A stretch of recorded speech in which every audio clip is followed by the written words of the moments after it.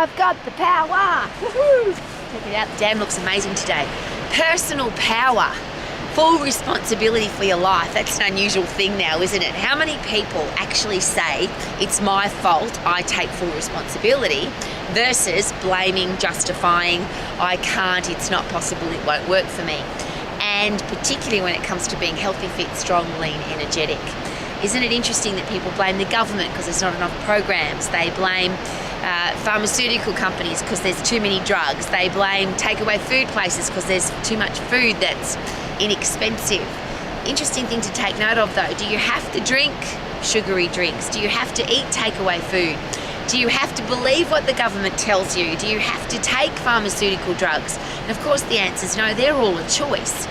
And the ultimate thing is if you know how your own human body works, and hey, we've got to live in here for the rest of our lives. Our brain lives inside our body, so why not learn how it all works together?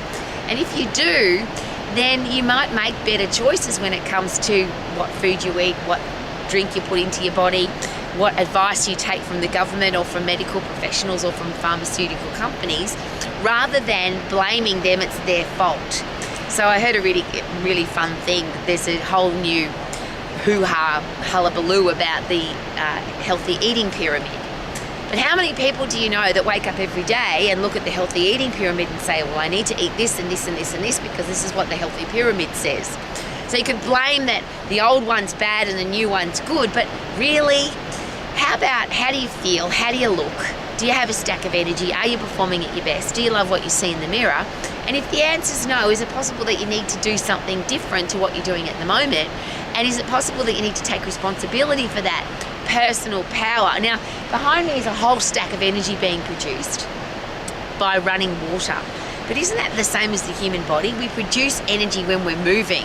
If you sit on your backside, if you do nothing, if you don't look after yourself, is it possible that you'll have no energy? You won't have any, and when I say personal power, you won't even be able to make great decisions because your brain doesn't work properly. One of the really challenging things about the human race now is we sit.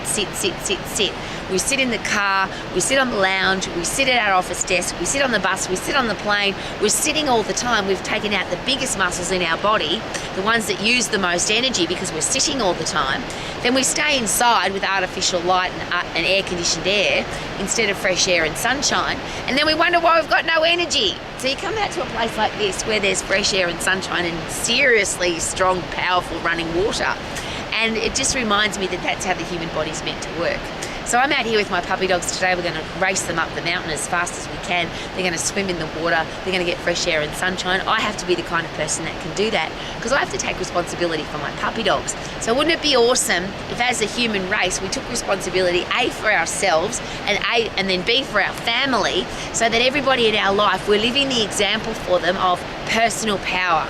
We're healthy, fit and strong. We have a career or business that we love. We are financially free and we only have respectful, beautiful, kind people in our lives. I'm sharing those 4 things every single day on purpose because I want our kids to grow up in a world where that's normal.